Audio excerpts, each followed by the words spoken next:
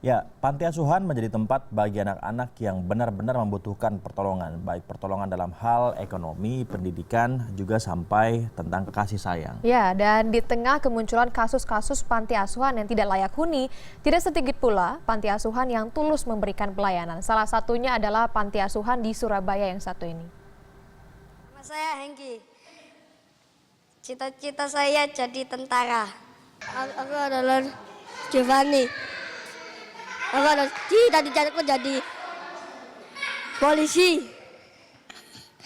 Namaku Ugi, cita-citanya jadi tentara. Membantu agar anak-anak ini meraih apa yang mereka cita-citakan adalah tugas para pengasuh Panti Asuhan Don Bosco Surabaya di Jawa Timur. Ribuan anak tidak mampu pernah mendapatkan kasih sayang di panti asuhan yang didirikan Pastor G.J. Trevor pada tahun 1936 itu. Terletak di Jalan Tidar sejak 1 tahun setelah yayasan didirikan, Don Bosco merupakan panti asuhan 5 zaman. Didirikan pada zaman penjajahan Belanda, melewati invasi Jepang, zaman kemerdekaan, lalu melampaui Orde Baru sampai era reformasi. Tidak ada yang berubah dari panti asuhan ini. Panti asuhan dikelola dengan bantuan para dermawan. Panti asuhan Don Bosco di Surabaya pernah dirundung petaka ketika Jepang datang menjajah sekitar tahun 1942 sampai 1945. Pada saat itu, hampir 300 penghuni panti harus mengungsi ke Katedral Surabaya karena bangunan panti tempat mereka hidup digunakan untuk menyimpan senjata. Saat ini panti asuhan Don Bosco dihuni 83 anak. Mereka terbagi menjadi 4 kelompok.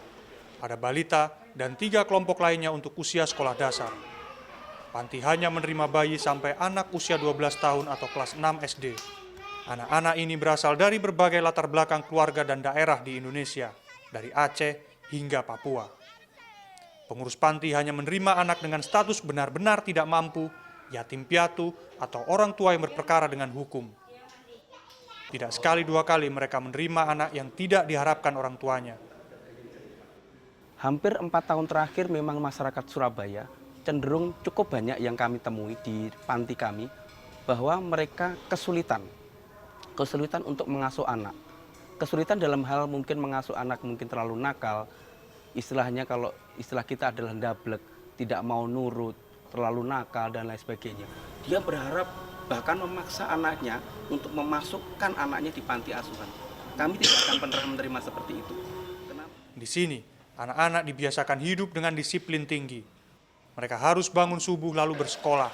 Sepulang sekolah, mereka mandi, makan, dan tidur siang. Bagi yang piket, harus membersihkan kamar dan lorong panti. Sore hari mereka harus belajar. Aktivitas ini dilakukan setiap hari. Meski tinggal di panti, anak-anak ini mampu mengukir prestasi, diantaranya dari kegiatan karate dan bermusik. Pengurus panti memang memberikan berbagai kegiatan tambahan agar anak-anak ini bisa mandiri. Selepas dari panti, mereka yang benar-benar tidak mampu akan terus dibiayai pendidikannya sampai tuntas. Meski berlatar belakang Katolik, Panti Asuhan Don Bosco juga menerima anak berlatar belakang agama lain, termasuk Islam. Panti ini berafiliasi dengan pondok pesantren di Lamongan. Pelayanan puluhan tahun Panti Asuhan Don Bosco menyemai harapan bagi anak-anak. Miftah Farid, Surabaya.